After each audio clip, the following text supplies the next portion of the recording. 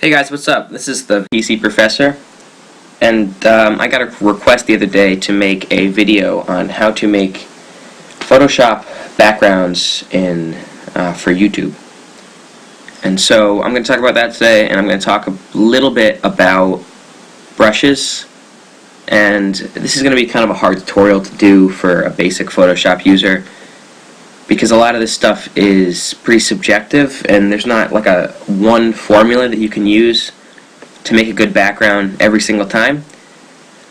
But you know, I'm going to try my best. Also, the template that I'm using, I will have a link to in the description. And this is my favorite template. I don't know if you guys find any other ones, send me messages and I can put them up. But yeah, so let's get started. First of all, this is what comes up when you get the template, and it's just black and it's white here, and it has a nice shadow effect on the sides here, and now this is already all perfectly proportioned. So first off, you're going to want to change the color of this, the black part, I'm guessing. So how we're going to do this is we're going to right click on this layer that says shapes, which is this layer that's shapes, and you can tell that when you turn off the visibility. There go the shapes. So that's the shapes, and we're going to right click, and blending options is what we're going to go to, and color overlay. Now you notice that changes the color because obviously it's making color overlay, and this is where we can change the color. And so when I do this, I don't like to just have like a full-on color. Like full-on blue is it's really bright, and to have text on it from your YouTube videos and stuff, I don't think that's going to look very good. So I usually mute it. Like I'll make it a dark blue, or I'll make it a light blue if you want to have dark text. Either way, I kind of go for the darker ones a little bit more, but you know, that's up to you. So now that we changed the color, now we're going to want to change the color in the background here. And now, usually the way that I make them, I'll have a solid color in the background, and then I'll use some brushes, which I'll get into in a little bit. But you can also do a gradient, which I can show you how to do also. So we're going to need to make a new layer. So it's this button right here, and then we're going to make it the last layer. So we're going to drag rim above it, so now layer 1's in the bottom. First of all, let's go over how to make a solid color. So we're going to use this tool. It's the bucket, and we're going to pick the color up here. So you know, once again, you can pick it, and if I don't want to do just like all on red there, so you know, maybe we'll do like a dark red. I don't know how well this is going to look together, but we'll see. So so now it's the dark red, and we click the background, and it paints in the solid dark red color. Now, if you want to do a gradient, if you click and hold over this this tool over here, you can go to the gradient tool, and now up here is where we're going to edit the gradient. And so we can click on it, and now we can change a couple things about it. These top ones here are going to be the opacity, and you can change the location of them too, but I'm just going to leave them. I'm just going to have a normal 2-color gradient. If you want to add more, you can just click up here and they'll add in. So you can have as many colors as you want. So down here, these are the colors, and so you click on the color down here, and let's say I want to make this kind of a red gradient. Now what I think looks pretty good is a soft gradient where it's not that big of a color change.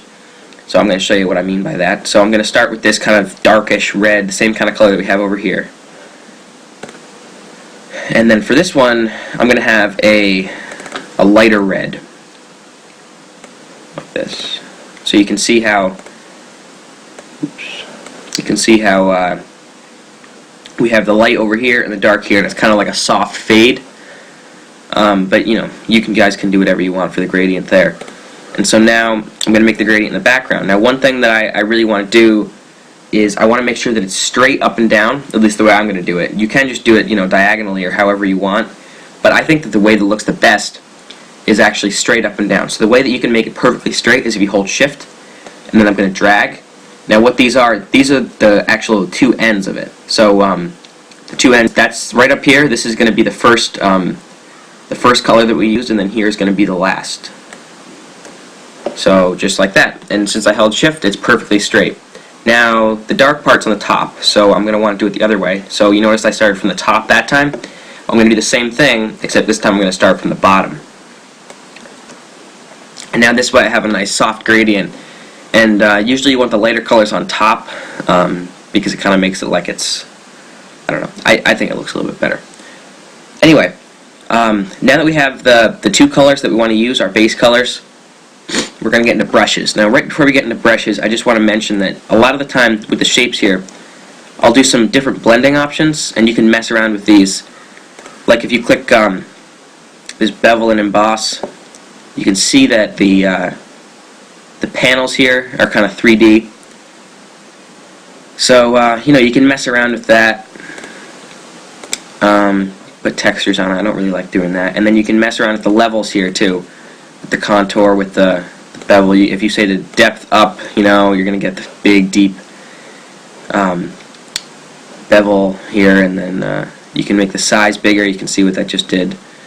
But for now, I'm going to turn that off. Just make it simple. Just thought I'd want to mention that. You can also you can add shadows to it, which kind of looks nice. You can add glows, inner glows. Sometimes inner glows look nice if you make them pretty big. Whatever you guys want to do. Right now, I'm just going to keep it simple, but just wanted to make you guys aware of that. So now we're going to do brushes. So what's smart in Photoshop is usually whenever you do a new thing to make a new layer. So I'm going to do brushes in the background here first. So I'm going to make my new layer, hit my new layer button right down here. And now I want this to be above the back layer, but below everything else. So now these brushes are going to be in the background. Now before I start using the brushes, I want to tell you that there's a lot of free brushes. I'm going to have a link to this website that I use in the description. It's called Brusheezy. You can just, I just Googled Photoshop brushes. So there are a lot of websites for these. And right here, this is the actual pack that I'm just going to use for this one. I just went to their most popular list, and I just picked one that looked kind of neat just for the sake of doing this tutorial. So I'll have a link to this in the description, and I'll have a link to the overall website here. And if you guys don't like the website, you can just search for it, and there are a lot of other brushes here, brush websites. So you can hit preview here, and you can see these are all the brushes that come in the pack. Actually, I don't know if they're all of them, but these are the brushes. Now the number down there is the size of it, and then this is the little picture. And most of them are big, but you want to make sure that they're pretty big. You'd rather have it too big than too small because you can shrink it down without getting all pixelated.